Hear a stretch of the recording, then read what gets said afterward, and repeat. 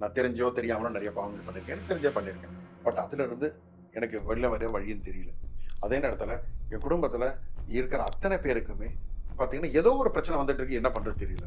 நாங்கலாம் என்னதான் பண்றது அப்படின்றவங்களுக்கு எவ்வளவோ பண்ணிட்டேன். என்னென்னவோ பண்ணிட்டேன். எனக்கு எப்பவுமே எத செஞ்சாலும் தடை தான். நான்லாம் வாழ்க்கையில முன்னுக்கே வர முடியாதா? எனக்கெல்லாம் வேற வழியே கிடையாதா?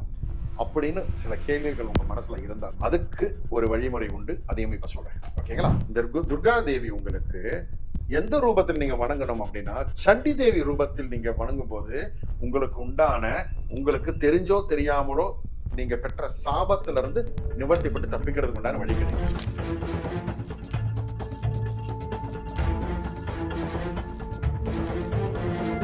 சாய்ராம், வணக்கம்.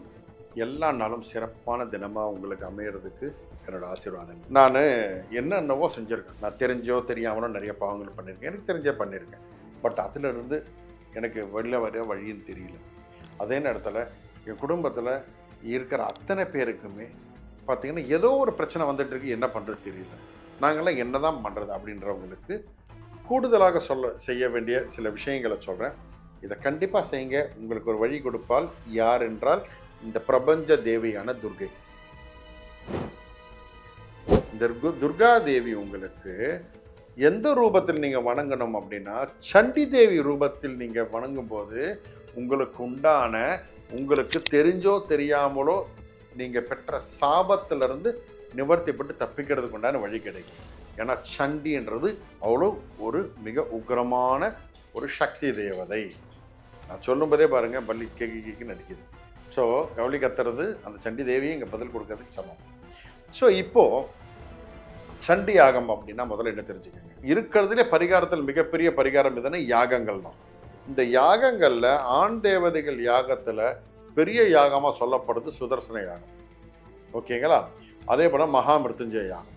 அப்புறம் பெண் தேவதைகள் இருக்கிறதுலே பெரிய யாகம் சொல்லப்போனா சண்டி யாகம். இதுக்கு ஈக்குவல் வேறு எதுவுமே கிடையாது அப்படின்னு சொல்லுவாங்க. ஸோ சண்டி யாகம்ன்றது அவ்வளோ சிறப்பு. இதில் இன்னும் ஒரு சிறப்பு என்னென்னா, இதில் கண்டிப்பாக இந்த யாகத்தில் சொர்ணங்கள் கொடுக்கணும்னு சொல்லுவாங்க. அதாவது தங்கம் கொடுக்கணும், வெள்ளி கொடுக்கணும். இதெல்லாம் கண்டிப்பாக இந்த யாகத்தை சேர்க்க வேண்டியது அவசியம். ஸோ அதுக்கேற்ற ஒரு சிறப்பான பலனையும் கொடுக்கும். ஓகேங்களா? இந்த சண்டி ஹோமத்துடைய ஒரு ஸ்பெஷல் என்னென்னா, இது எங்கே நடக்குதோ அது சுற்றி இருக்கிற சரௌண்டிங்கில் இருக்கக்கூடிய தீய சக்திகள் விலகும். இதில் கலந்துக்கிறவங்களுடைய ஆத்மா புனிதமாகும். அவங்களுடைய சாபங்கள் விலகும், எதிரிகள் தொல்லை விலகும், வாழ்க்கை சிறப்பாக ஆகும். என்ன ஒரு பிரச்சனைகள் வந்தாலும் மீண்டு எழுந்து ஓடக்கூடிய சக்தி கிடைக்கும். அதுதான் சண்டி ஹோமத்துடைய சிறப்பு. ஓகேங்களா?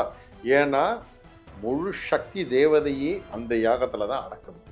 இதை பொருளாதார ரீதியாக பணம் நிறைய இருக்குது, பண்ண முடியும்னா நீங்கள் தனிப்பட்ட முறையில் இந்த பூஜையை செய்வது மிக சிறப்பு, பெரிய பாக்கியம். இல்லை என்னால் அது முடியலை அப்படின்னா ஒன்றும் கவலையே இல்லை. கோவில்களில் கண்டிப்பாக சண்டி ஹோமங்கள் செய்வாங்க. அம்மன் கோவில்களில் சண்டி ஹோமம் கண்டிப்பாக நடக்கும். குறிப்பிட்டு நவராத்திரி காலங்களில் 100% செய்வாங்க.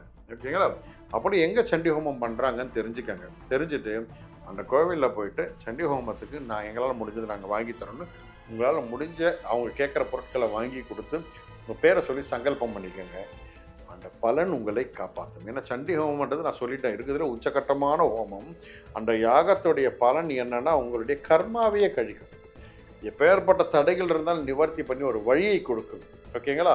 நான் பல விஷயங்கள், பல பரிகாரங்கள், பல விஷயங்கள் என்னுடைய வீடியோஸில் தொடர்ந்து சொல்லிக்கிட்டு வரேன். அதில் நான் இது எல்லாமே எதுக்கு சொல்கிறேன்னா, உங்களுக்கு எதுக்கு வாய்ப்பு கிடைக்குதோ அந்த வாய்ப்பை பயன்படுத்திக்கிட்டு வாழ்க்கையில் முன்னேறி மேலே வந்துடுங்க. நீங்கள் வெற்றி அடைஞ்சிடணுன்ற ஒரு காரணத்துக்காக தான் எனக்கு நான் இது வரைக்கும் இந்த சாஸ்திர ரீதியாகவும் சரி, அனுபவ ரீதியாகவும் நான் பார்த்த பல விஷயங்களும் உங்ககிட்ட பகிர்ந்துட்டு வரேன். ஓகேங்களா? ஸோ இதில் சண்டி ஹோமமில் கலந்துக்கிட்டுறதுன்றது எவ்வளோ பெரிய பலன்றதை அனுபவபூர்வமாக பார்த்த அனுபவத்தை தான் இப்போ உங்ககிட்ட சொல்லிட்டு இருக்கேன். புரியுதுங்களா? ஸோ எங்கே சண்டி ஹோமம் நடக்குதோ அதில் போய் கலந்துக்கிட்டு உங்கள் வாழ்க்கையில் இருக்கிற தடைகளை நிவர்த்தி பண்ணி மிகப்பெரிய ஒரு வெற்றி உங்களுக்கு கிடைக்கிறதுக்கு நான் உங்களுக்காக பிரார்த்தனை பண்ணுறேன். உங்களுக்கு வாழ்த்தவும் செய்கிறேன். உங்கள் வாழ்க்கை சிறப்பாக அமையும். நல்லா இருப்பீங்க. சாய்ராம்.